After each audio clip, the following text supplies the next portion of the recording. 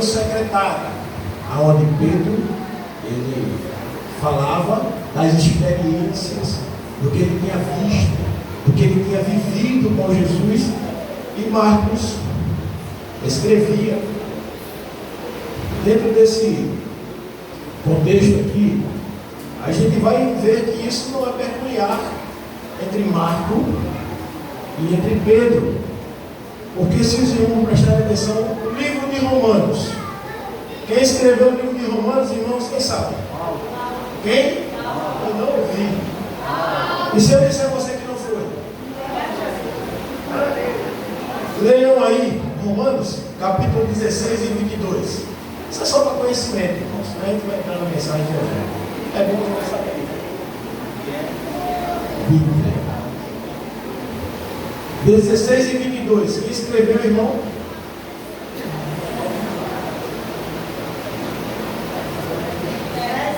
Décio. Olha, quem escreveu o Evangelho de Romanos? Décio. Décio diz: eu, Décio, vos escrevi. Então Paulo estava preso, citou para ele escreveu e foi enviado aos romanos, aos crentes que estavam em Roma, para ler aquilo que Paulo estava querendo dizer. Da mesma forma, isso aconteceu no livro de Marcos. Mas eu não vou contar a história, porque o tempo não vai dar como isso se sucedeu. O tempo é curto, a gente só tem 15 minutinhos ali. Então, dentro desse contexto, a gente entende que o Evangelho de Marcos, na verdade, ele também tem a experiência de Pedro com Jesus, e por isso ele traz muitos detalhes, mesmo tendo textos iguais aos dos outros evangelhos. Ele tem alguns detalhes a mais que foi de experiência dele, né, com Jesus, com os milagres e assim por diante. E aí a gente leu que no versículo de número 35, a Bíblia diz: e naquele dia, sendo já tarde, disse-lhes: passemos para outra margem. E eles deixaram a multidão e levaram consigo assim como estava no barco. E havia também com eles outros o quê? Barquinhos. O interessante aqui falar que aquele mar, que é chamado de mar, na verdade, ele não era um mar, era um lago. Quem aqui conhece a Lagoa do Náutico? Não é? Fica aqui em Candeias, é uma lagoa antiga, muito grande, né?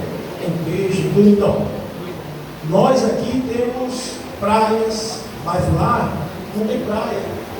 Não é? Então eles tinham o lago, e esse lago era conhecido como mar para eles. Qualquer amontoado de água muito grande para eles era considerado como mar. E o interessante é que o mar, para o povo antigo, para o povo daquela região, né, gregos, hebreus, para aquele povo era considerado como algo negativo, porque trazia muitos contextos de perigo. Aí existem textos escritos, históricos, que falam da Grécia Antiga, aonde dizia que Poseidon, rei do mar, sabemos que isso não é verdade, mas é mito, por isso que é chamado de mito, contos antigos, que o Poseidon, rei dos mares, lutava contra Ulisses para impedir que ele entrasse na guerra de Troia. Então há esses relatos, há relatos de um monstro que habitava no mar, e esse mar, por isso, se embrevecia de vez em quando, né? Ficava bravo, afundava os navios e etc. Então havia essa cultura, essa crença que o mar era algo perigoso, né? Trazia uma noção de perigo. E ali também, nesse mar da Galileia, dando a sua situação geográfica, montes de um lado, montes do outro, e na sua frente tinha o Monte Hebron, onde era cheio de neve, e no verão derretia, esse lado ficava mais cheio. Então, Israel praticamente surgiu em uma fenda. Montes de um lado, montes do outro, e aquela fenda, aquele buraco. E o que é que acontecia, irmãos? Todo mundo sabe quando há uma fenda, que o vento sopra, ele ganha velocidade, ele ganha força.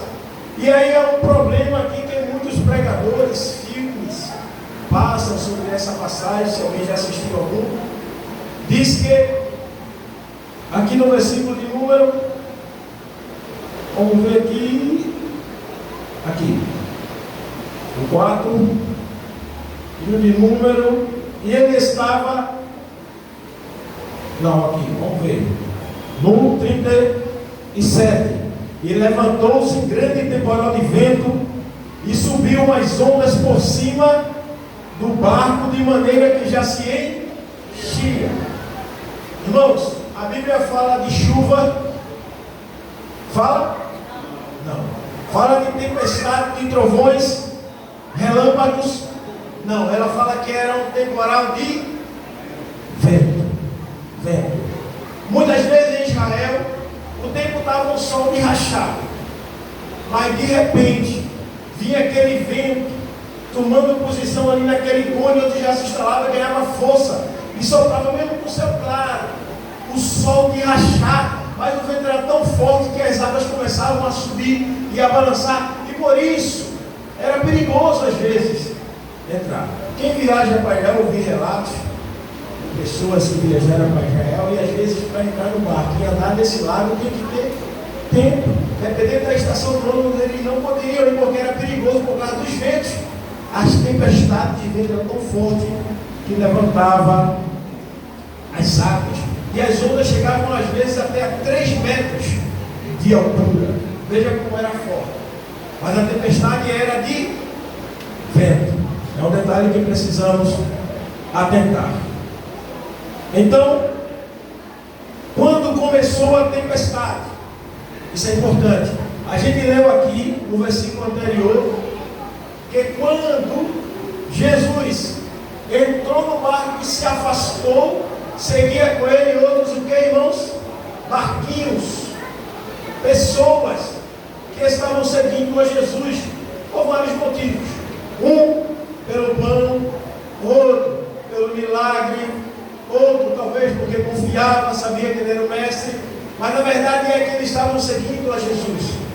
Mas quando o vento começou a soprar, começou a levantar as águas e entrar dentro do barco, o barco começou a encher de água. Ninguém ouve mais falar nos relatos dos barquinhos. Cadê os barquinhos, irmãos? Onde estão? Onde estavam quando a tempestade de vento começou a soprar? Sabe o que isso quer dizer, irmãos? É nesse momento da nossa vida que quando a gente entra em algum lugar ou algo cai sobre a minha e a tua vida, que aqueles que estão nos seguindo, que diz ser nossos amigos, que estão conosco, porque diz que vai conosco até o fim, às vezes a gente entra só. Na hora que começou a tempestade, todos eles voltaram. Jesus ficou sozinho com aqueles discípulos no meio da tempestade. E o interessante é que isso dá uma conotação de solidão. Aí diz, as pessoas costumam achar que elas têm amigos, mas uma coisa é certa: o nosso único amigo, ele é Jesus. Jesus, ele não olha para a condição do teu bolso, se tem dinheiro ou se não tem dinheiro, ele está contigo. Jesus não olha para as tuas vestes, se é uma das mais caras ou uma das mais baratas, mas ele não tem vergonha de estar contigo. Jesus não olha se você está alegre ou se está triste, porque se você estiver alegre, ele se alegra com você. Se você estiver triste, ele alegra você, porque ele te ama, me ama e estará sempre do nosso lado. Não importa qual seja a tempestade na minha e na tua vida, todos os barquinhos, teu pai, teu filho, tua mãe, teu amigo, teu pastor, teu presbítero, pode voltar e te abandonar, mas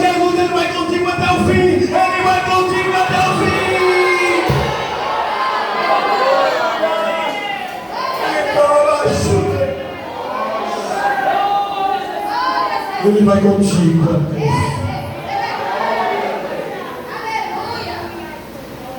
A gente vê que Jesus fez muitos milagres, fez o bem. Ressuscitou Lázaro no quarto dia. Mas Lázaro não acompanhou ele no dia da sua cruz. É assim, não é? Então a gente tem que focar que o nosso objetivo é estar em Jesus, é estar no centro da vontade de Deus, porque no centro da vontade de Deus tem alegria, tem paz, tem graça, tem salvação, tem força, tem vitória, tem comunhão. No centro da vontade de Deus nós somos mais que vencedores. Outra coisa, eu vou adiantar, temos 5 minutos, mas você vai entender onde eu quero chegar. Nesses 5 minutinhos, eu quero falar aqui do último texto da palavra de Deus, para que a gente entenda e saia daqui fortalecido. 41 versículo, que diz: sentiram um grande temor e diziam uns aos outros: mas quem é este que até o vento e o mar lhe obedecem? Isso é interessante, irmãos. Eu comecei a estudar isso hoje, eu entendi, eu me alegrei com Jesus na hora que eu estava meditando isso. Deus, mares ou ondas e vento. É uma trilogia, é um tripé que se segue desde o Velho Testamento. Para a gente entender o que aconteceu ali, a gente vai ter que entender alguns versículos da palavra de Deus. Preste atenção que no capítulo 4 e versículo 40, e disse: por que sois tão tímidos? Por que tens medo? Jesus falou: ainda não tens fé? E aí vieram a admiração dos discípulos. Os discípulos se admiraram com Jesus, mas os discípulos já tinham visto o quê? Milagres. Não é normal? Como é que eles viram cego ressuscitar, pão multiplicado, coxo andar, viram leproso ser curado? E por que aquilo foi uma admiração? Porque eles disseram, um tocou no outro, talvez se olha, que homem é este? A gente viu tantos milagres, mas quem é este? Que até o vento e o mar obedecem. Eu vi até eu estava estudando, eu vi um pregador, ele até trouxe um exemplo, e aclarou mais aí na minha mente, quando ele disse, era como se você pegasse dentro da igreja uma pessoa que corre e foi um maratonista. Ele ganhou todas as medalhas que existiam durante o ano. Quando chegou no final do ano, tem uma corrida na igreja. Aí ele ganha de novo. Qual é a admiração disso? Ele é ganhador olímpico, ele é maratonista. Não é verdade? Era o que deveria acontecer com Jesus. Mas houve uma admiração. Quem é este? Sabe o que aconteceu? Eles reconheceram. Eles entenderam quem realmente era Jesus. E você vai entender também. Mar, vento, comando divino. Veja, grave esse tripé. Deus, mares, Deus. Ou mares, onda e vento. Aí eu botei aqui também vento, mar e comando divino. Veja que tem uma relação. Salmos 65:7. Vamos ler. Salmos 65:7. Diz assim: o que aplaca o ruído dos mares, o ruído das suas ondas e o tumulto das nações. Veja que ele falava de quem, irmãos? De Deus. Salmo 65:7. O que aplaca, o que acalma, o que acaba com o ruído dos mares e o ruído das suas ondas e o tumulto das nações. Salmos 89:9. Tu domina o ímpeto do mar. Quando as suas ondas se levantam, tu as fazem aquietar. Veja que Deus já vem se mostrando desde o passado, que Ele é o único que pode acalmar e aquietar o mar e as ondas nas nossas vidas. Salmo 107, versículo 25, verso 25. Ele manda e se levanta ao vento tempestuoso e eleva as suas ondas. Verso 28. Então clamam ao Senhor na sua tribulação e Ele livra das suas angústias.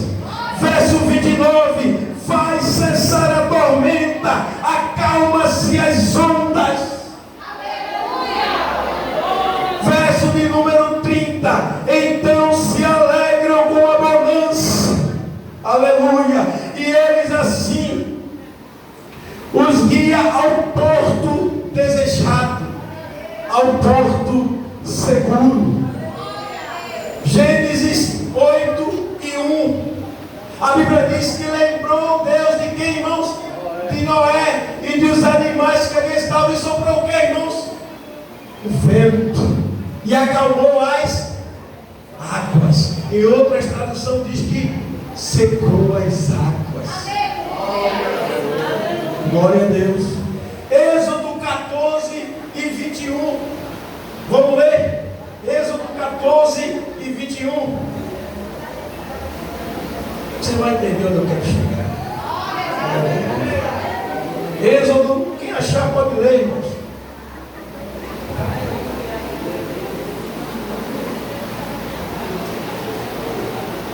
Alguém achou?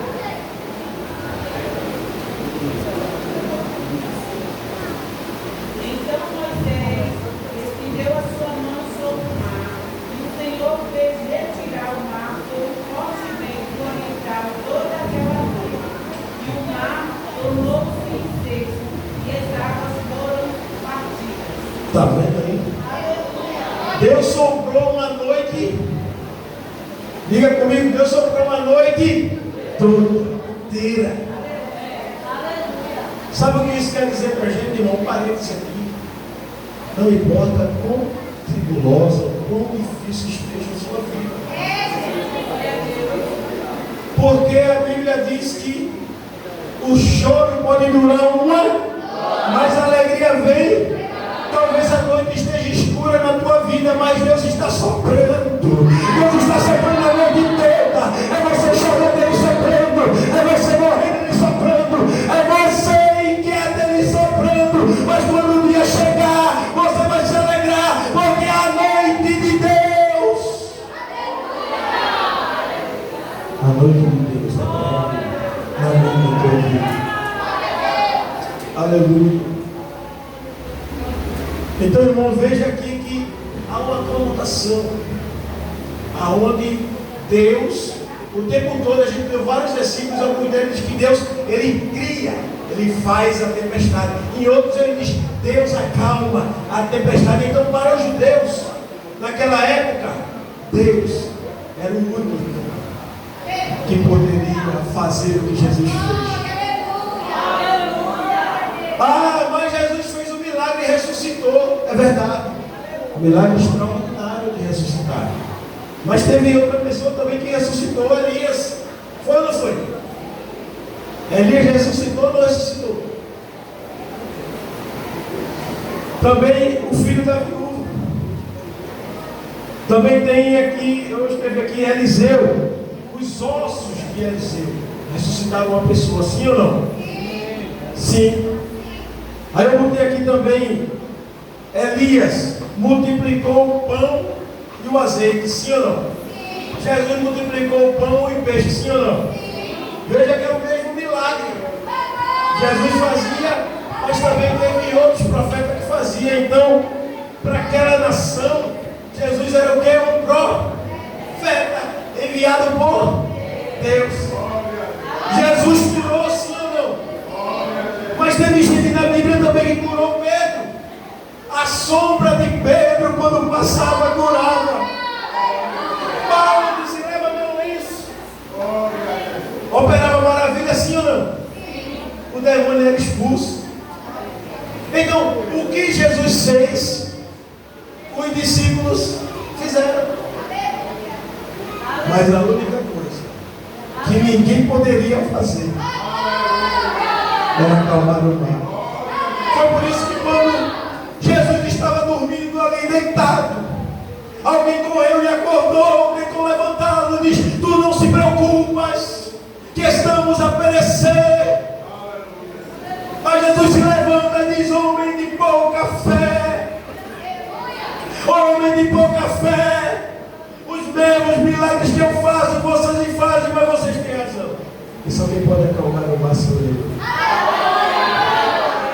Aí Jesus levantou e disse: vento, acalma-te. Vento, calma-te. E o mar se acalmou. Foi por isso que os discípulos ali disseram: quem é este? Porque aquilo agora tomou eles de uma coisa profunda, aonde eles, rapaz, Jesus, ele para mim era um profeta, mas eu estou vendo que agora ele é Deus está dentro dele, porque só Deus tem o poder de fazer isso. Por isso foi tão grande a admiração. Por isso foi tão tremenda a admiração naquela época. Vou fechando aqui, porque eu vou encerrar agora. Por isso que eu digo para mim e para vocês: não importa qual é a circunstância que eu e você se encontram, não importa qual é o vento que está soprando na minha e na tua vida, mas temos que ter a certeza que o mesmo Deus que estava naquele barco, Ele está na nossa vida hoje, e Ele não perdeu o poder, porque Ele é o próprio poder, e pode acalmar a minha e a tua tribulação. Não há impedimento para Ele. A única certeza que nós devemos ter, primeiro, que Ele é o Deus único e todo-poderoso. Segundo, que não importa se ele está acordado ou dormindo, mas só importa que ele esteja no teu barco. Terceiro, não importa se ele já atendeu ou não atendeu a tua oração, mas o que importa é que ele está te ouvindo nesta noite. Saia daqui com a certeza que todos os teus problemas e dificuldades ele tem te ouvido, ele tem escutado. E se o vento ainda não soprou na tua vida, não te preocupa, que logo, logo tu ouvirás uma voz preta dizendo: é para aqui, não mais adiante. Eu estava abaixo Deus está no controle de toda a situação.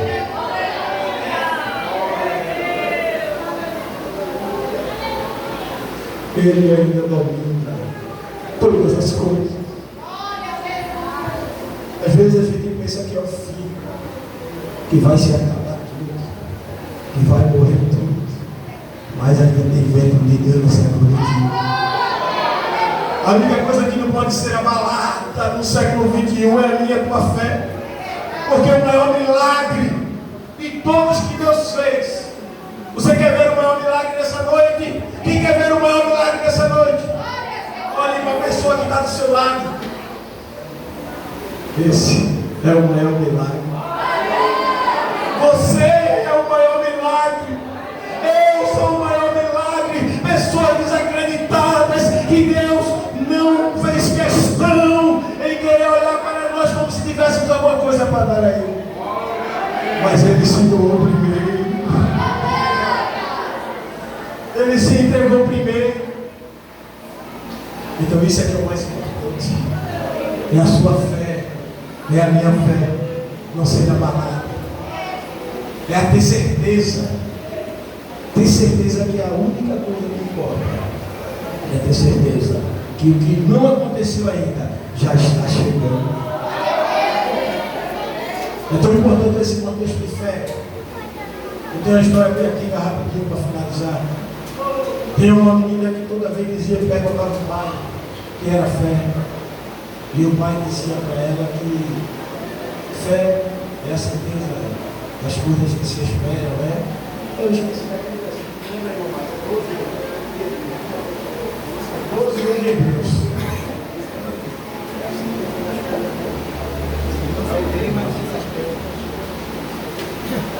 Das coisas que se não vê. E ela disse que não entendia isso. E quando ele disse, eu vou trabalhar, quando eu voltar, eu vou lhe dizer o que é fé. E a filha ficou ansiosa o dia todo, ele chegou do trabalho e perguntou ao seu irmão, e fé, disse, irmão, minha filha perguntou o que é fé, e eu disse a ela que eu ia dizer quando eu chegasse, você pode me ajudar nessa questão? Ele disse, fé é o fim do fundamento das coisas que se esperam, essa coisa das coisas que não existem.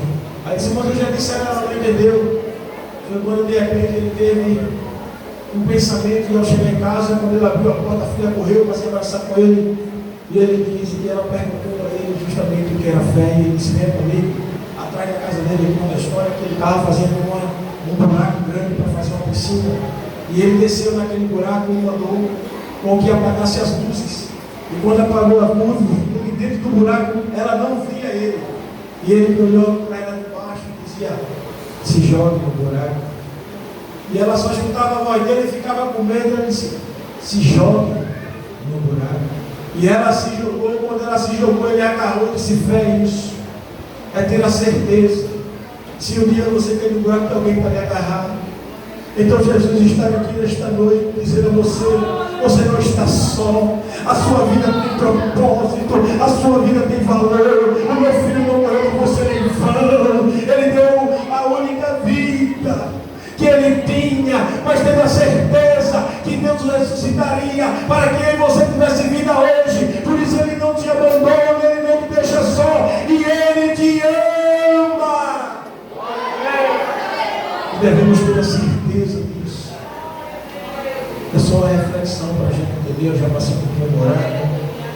Espero que os irmãos tenham entendido o propósito desta noite. O propósito dessa noite é dizer, tenha fé, porque Deus, Ele é o mesmo, e só quem pode acalmar essa tempestade da tua vida é Ele. E se ainda não chegou, espera só um pouquinho, porque o que há de vir virá e não tardará. A tempestade pode até te molhar, porque o vento é tão grande que as águas partem do teu corpo, mas ela não pode acabar contigo, porque o Senhor está contigo dentro do teu barco. Aleluia, glória a Deus.